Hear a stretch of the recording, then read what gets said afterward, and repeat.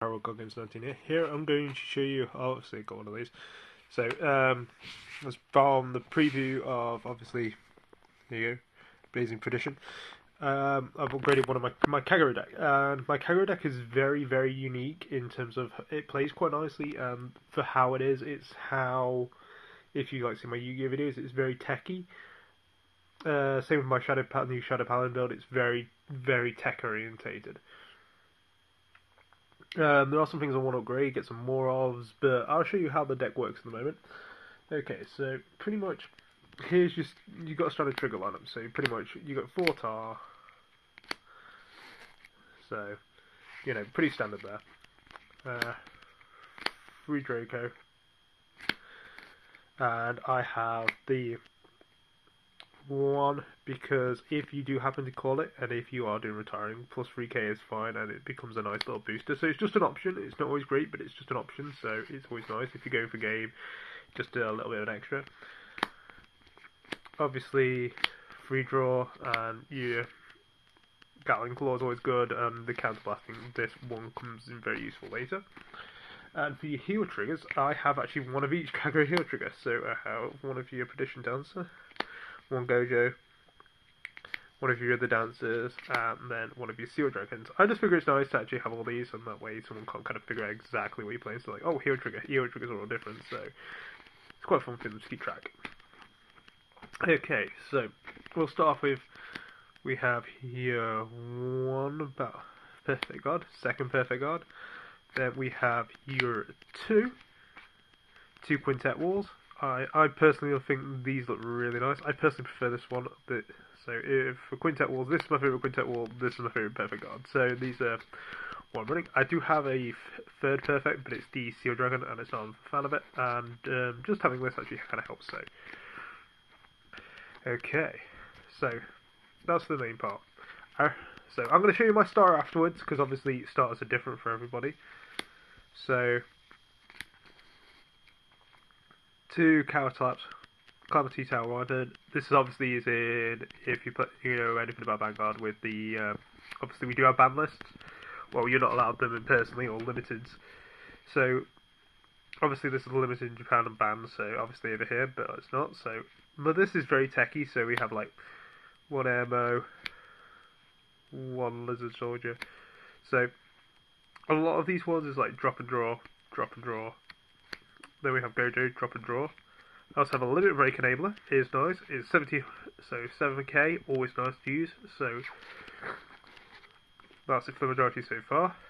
Then we have your 7k booster. This one just basically it counterblast becomes an extra guard, extra crit damage, and obviously 7k. So there we go. For my start, I have chosen Dragon Knight, just because if you do damage, you put this to your soul. So an extra one for the soul blasting, so it works with your soul blaster and draws, and also pretty much it's just good because it forces your opponent to take something else out if they don't want to. So okay, moving on to the grade 2s, we are running. Here we go. I find this is pretty standard, running 4 Berserk. It's pretty standard, Cow Blast 2 kills something, but it works well with other stuff in the deck, so always nice. There we have 3 of your lovely new one. Obviously, so if you have a card with Vanguard with Perdition in its name, it gains 3k, so a good one, and it is a Legion mate, so always fun, as the lovely little symbol. There we go. Menace Laser, it is a slightly better version, but it's only a rear guard effect, so it can't be used as a Vanguard, but it is nice. So basically you kill anything in the same column, so it's a bit better I reckon than obviously Phantom Blaster Abyss, but you know, ifs and buts. Plus the artwork is quite nice for Menace Laser. 1 Bellascosty because damage on flipping is good. 1 Hallam because it's one of the original 10k beers, it's always fun.